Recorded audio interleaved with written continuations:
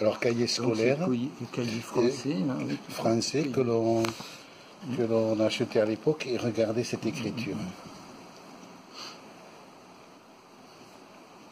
Alors, c'est du surterling. Alors, ça, c'est la première page. Et bien souvent, on retrouve mon expérience. Il y a des Allemands qui ont écrit, et ils ont écrit le même titre, c'est-à-dire mon expérience, mais d'après la traduction, vraiment bien sentie, bien vécue. Mon expérience 1914-1918. Alors regardez. Vous parlez allemand, je suppose. Non. Ah non. Je ne parle pas allemand. Je crois que vous avez fait. Je fais un peu d'allemand au lycée. Ça, c'est avec une prof qui était absente, une prof sur 2 ou 2 fois sur 3, donc j'ai pas retenu en plus du manuscrit, c'est particulièrement difficile. Mais bon, si c'était un texte imprimé avec un dictionnaire, on peut arriver. Oui, c'est ça. Par exemple, je ne sais pas si vous avez vu le livre que j'ai fait avec Eckhart Bernstein.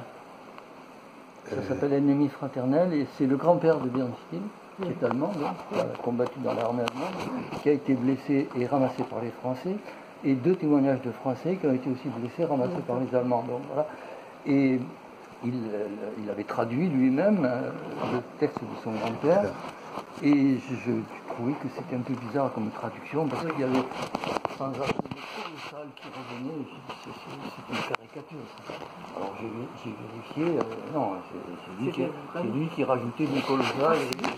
Oh mon Dieu. Un peu parce que les Allemands sont connus pour employer cette expression, peut-être de manière exagérée. Mais oui, mais pas à ce point-là. lui, il en mettait partout. Alors, on peut regarder que c'est écrit de là jusque-là. Bon, on peut faire des économies peut-être de papier, parce qu'il n'avait pas beaucoup de papier. Possible. Que c'est écrit sans rature, que tout est dans l'ordre, comme s'il avait repris dans sa mémoire absolument tout repris. Et je lui ai posé la question à Eliane, mais comment il écrivait à la plume? Oui. Et elle m'a dit... À la plume. Et alors, il me rapprochait qu'il fallait tenir la plume d'une certaine façon, et que si vous pliez le doigt, on leur tapait dessus. Mais vous pensez qu'il n'y avait pas de note au départ? Non. Alors, j'ai une lettre manuscrite de lui qui dit « Oui, je l'ai écrit pour passer le temps. D'ailleurs, je n'avais pas de notes. » Et c'est un mystère. Alors, premier mystère, les dates, il pouvait le retrouver avec le journal de marche, puisqu'on a le journal de marche. Deuxièmement, je suis parti sur la théorie qu'il connaissait déjà la géographie, parce qu'il a quitté l'école à 12 ans, mais ils avaient des almanachs. Et il connaissait déjà la géographie grâce aux almanachs. D'ailleurs, il dit qu'il en parlait. Alors, je peux les avoir, ces almanachs, pour retrouver. Donc, il partait déjà connaissant. Ensuite, il se débrouillait pour avoir. Mais même comme vous l'avez dit, il ne gardait pas de notes. Il ne pouvait pas garder de notes, puisqu'il n'avait même pas de papier pour écrire à ses parents.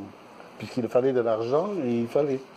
Et alors, c'est extraordinaire. Et alors, la question, ces deux Allemands qui ont découvert le tapuscrit, c'est ça. C'est aussi extraordinaire. Quand vous dites qu'ils ont découvert le tapuscrit, oui. C'est celui-là. Oui, il était aux archives de Fribourg. Et c'est un Richebeu qui l'avait envoyé là. Voilà. C'est un Richebeu qui l'avait envoyé là. C'est ça. Donc, ça, c'est quand même pas Dominique qui a... Ah non.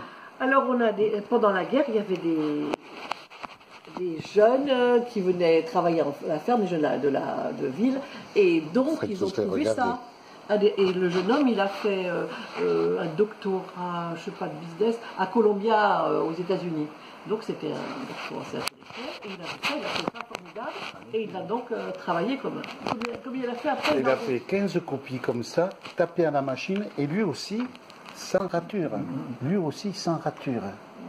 Oui, mais enfin, ça, parce qu'il a transcrit. Une transcription, voilà. Il a transcrit ça directement là-dessus. Mais à l'époque, les machines, elles étaient. Il n'y avait pas droit à l'erreur. Voilà. Et alors, de ce document, il en a fait 15. Il les a tirés. Donc, c'est Jean-Claude Pfaffat qui est toujours là. On l'a eu il y a un mois avec nous. Et qui a raconté cette histoire extraordinaire. Parce qu'effectivement, à l'époque, il ne trouvait pas d'éditeur allemand. pour éditer le livre. Et alors, en désespoir de cause, il l'envoie à Heinrich Böll parce qu'il avait lu un livre d'Heinrich Böll, il avait été séduit par ça. Et il l'a envoyé, et alors, ça atterrit à Fribourg, où deux jeunes étudiants, une étudiante et un étudiant, enfin un historien, donc un historien, voilà, Angelika Frasmith et Ulrich Bern. Et la première question qu'ils se sont posées, est-ce que ce document, c'est pas un roman?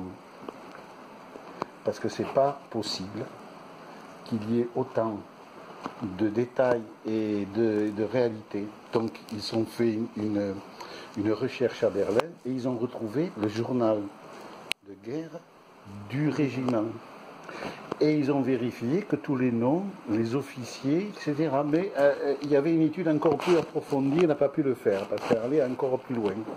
Et seulement, qui était ce Dominique Richet? Jean-Claude Fafard est disparu de la nature, celui qui avait écrit ça. Donc ils ont fait presque une enquête policière pour retrouver le fils Ulrich Richert, puisque... Et ils sont tombés sur un nom de quelqu'un qui habitait pas loin. Donc, un camarade. Et donc ils l'ont retrouvé et c'est lui qui leur a dit où était la famille. Et donc un jour mes parents ont vu arriver